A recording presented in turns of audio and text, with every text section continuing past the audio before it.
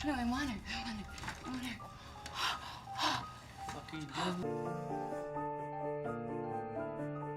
Again, ever again. I will never let you. Not your mother, and I'm not a fucking dog. प्यार एक ऐसी चीज होती है जो कभी भी सोच समझ कर नहीं किया जाता है और ये बिना कुछ सोचे ही किसी के साथ में हो जाता है।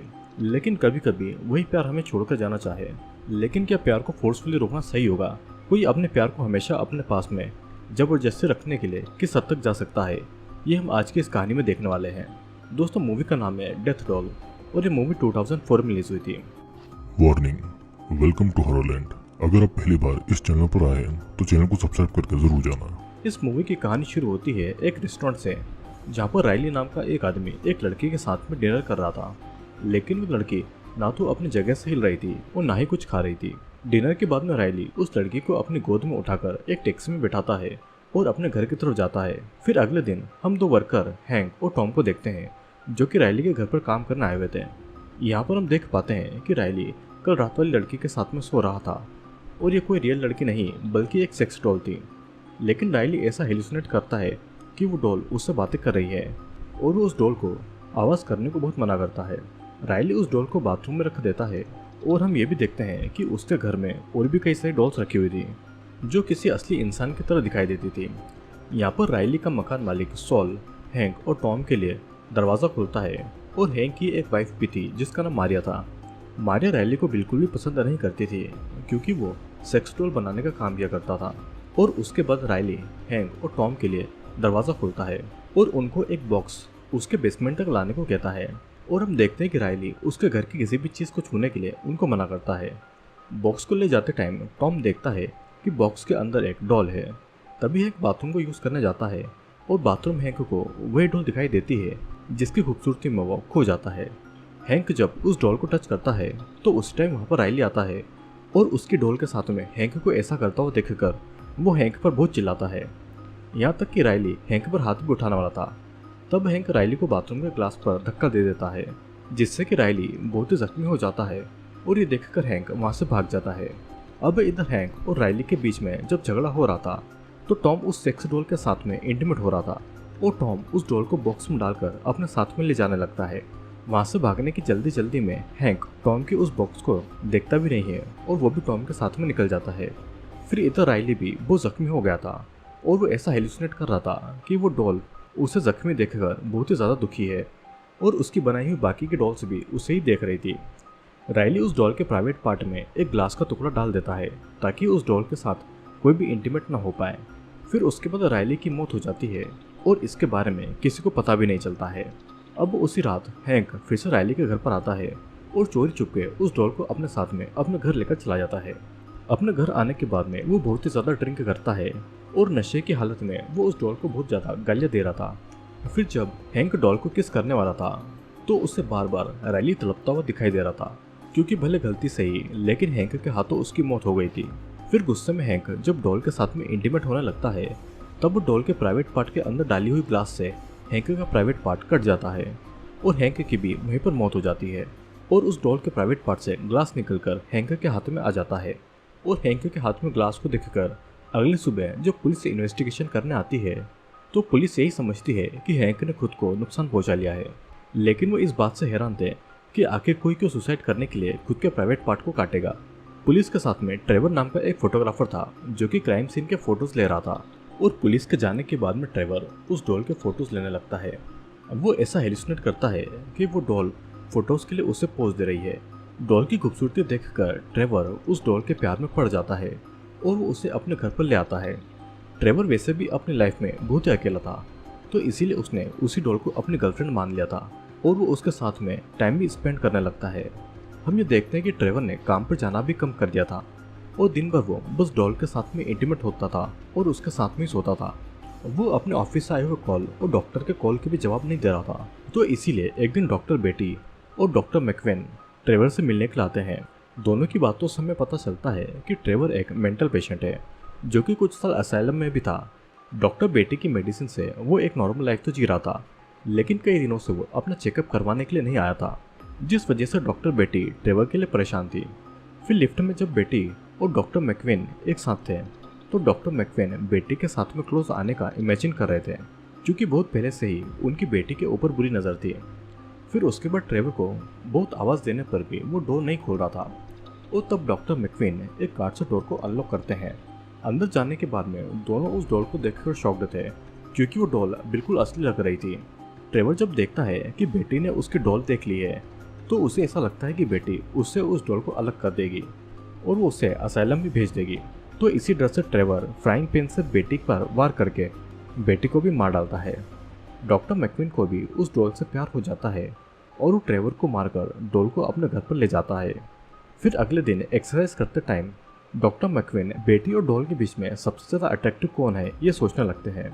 अब उसके बाद हम डॉक्टर मैकक्वीन की वाइफ मिसेस मैकक्वीन को देखते हैं जो कि डॉक्टर मैकक्वीन के साथ में पूल में बैठकर बातें कर रही थी, लेकिन वो अपनी वाइफ की बातों पर ध्यान नहीं दे रहा था और उसका ध्यान तो सिर्फ डॉल पर और बेटी की मौत पर था। डॉक्टर मैकक्वीन उसी डॉल के पास में जाते हैं और कुछ देर तक उनको देखने के बाद में वो अपने काम पर चले जाते हैं। डॉक्टर मैकक्वीन के काम पर जाते ही मिसेस मैकक्वीन अपने बॉयफ्रेंड इजी को अपने घर पर ले आती है।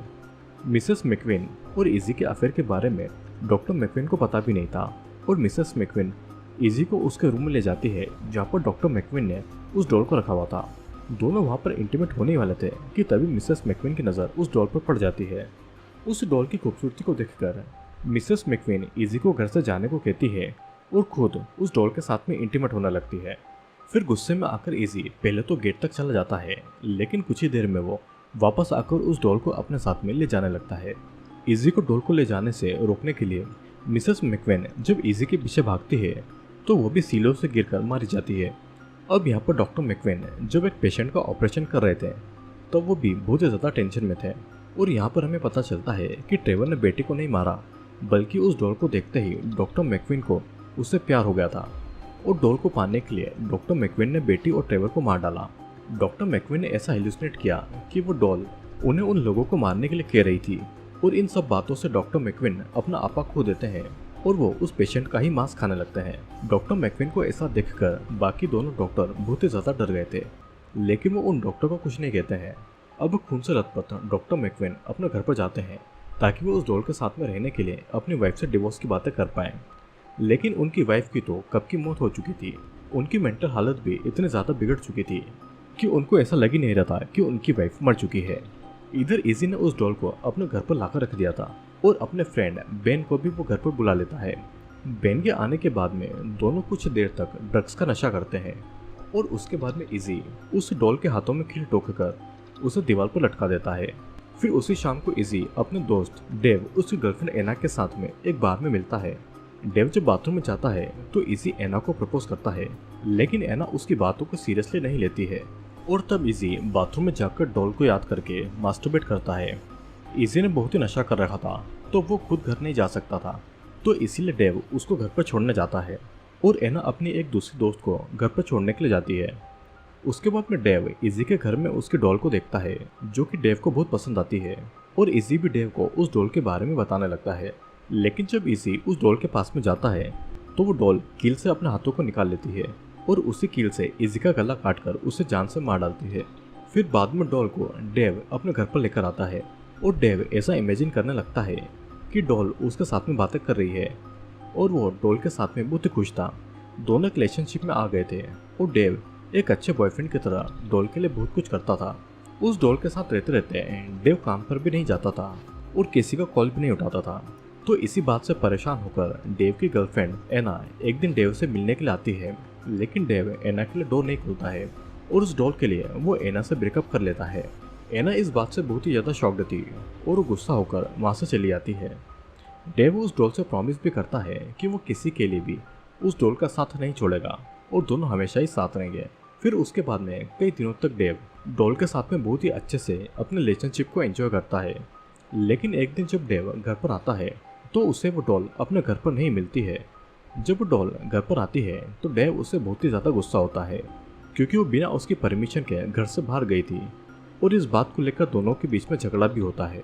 डेव उस डॉल से बहुत ही ज़्यादा प्यार करता था तो इसीलिए वो उस डॉल को सॉरी कहता है और डेव को ऐसा लगा था कि उनका झगड़ा सही हो गया होगा, लेकिन अगले दिन ही वो डॉल डेव को छोड़कर अपनी लाइफ एंजॉय करने के लिए जाने वाली थी क्योंकि डेव उसे फ्रीडम नहीं देता था और उसको घर में कैद करके रखता था।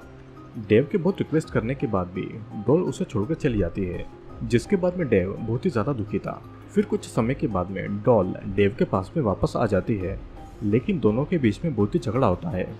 और यहाँ पर हमें पता चलता है कि उस डॉल को पाने के लिए डेव ने इजी का मर्डर किया था।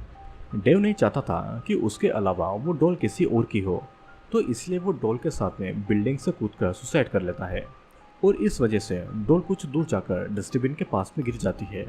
फिर अगले दिन रायली के मकान मालिक सोल को वो डॉल मिलती है और कई सालों से सोल अपनी वाइफ के साथ में इंटीमेट नहीं हुआ था, तो इसीलिए वो अपनी हवस मिटाने के लिए उस डॉल को अपने घर पर लेकर जाता है और वहाँ पर उसके साथ में इंटीमेट होता है। उसी टाइम सोल की वाइफ मारिया शॉपिंग से घर आती है और सोल की आवाज़ से मारिया को पता चलता है कि रायली की उस सेक्स डॉल के साथ में सोल इंटीमेट हो रहा है। गुस्से में मारिया एक बेलन और एक चाकू लेकर बेडरूम में जाती है और बेलन से सोल के सर पर वार करके उसको जान से मार डालती है। फिर वो चाकू से उस डॉल के फेस पर हमला करती है और यहीं से इस मूवी का असली राज खुलता है। हम देख पाते हैं कि उस डॉल के फेस के अंदर एक असली इंसान का मांस सड़ रहा है, मतलब कि उस डॉल के अंदर असली इंसान की डेड बॉडी है। लेकिन मारिया इस पर ज़्यादा ध्यान नहीं देती है और वो रायली से बहुत ज़्यादा गुस्सा थी। उसे लगा था कि उसी ने उसके हस्बैंड को सेक्स डॉल दी है। फिर मारिया उस डॉल को रायली के रूफटॉप पर लेकर जाती है और वहाँ के ग्लास से डॉल को रायली के वर्कशॉप में फेंक देती है। लेकिन इसी दौरान मारिया भी वहाँ से गिरकर मारी जाती है। वो डॉल सीधा आकर रायली के पास में गिरती है और रायली डॉल को हक कर लेता है। लेकिन ये सब ऑडियंस को दिखाने के लिए रायली की डॉल घूम फिर कर उसी के पास में आ जाती है और यहाँ पर मूवी का सबसे बड़ा सच सबके सामने आता है कि वो डॉल असली में एक ह्यूमन है। वो डॉल पहले रोमी नाम की एक लड़की थी जो कि रायली की गर्लफ्रेंड थी। पहले तो दोनों का रिलेशनशिप बहुत ही अच्छा चल रहा था, लेकिन रोमी को रायली का सेक्स डॉल बनाने वाला काम अच्छा नहीं लगता था और ऊपर से रायली उसे फ्रीडम भी नहीं दिया करता था। कभी कभी रायली रोमी के साथ में फोर्सफुली इंटीमेट भी हुआ करता था और इस वजह से दोनों के बीच में एक दिन बहुत बड़ा झगड़ा होता है और रायली रोमी का गला दबाकर उसे जान से मार डालती है। लेकिन रोमी बहुत ही ज़्यादा खूबसूरत थी और रायली उसे खोना नहीं चाहता था, तो इसीलिए उसने रोमी के कपड़े उतारकर उसको पहले बैंडेज में लपेटा और उसे एक केमिकल में डाल दिया। फिर कुछ टाइम के बाद में रोमी की बॉडी जब केमिकल से बाहर निकाली गई तो वो एक सेक्स डॉल बन चुकी थी। रायली अब रोमी की डॉल के साथ ही पहले जैसे इंटीमेट होता है और उसने ये मानना छोड़ दिया था कि रोमी असली में मर चुकी है। वो ऐसा हेलुसिनेट करता है कि रोमी अभी भी जिंदा है और उसके साथ में बातें कर रही थी और यहीं पर ये मूवी एंड हो जाती है।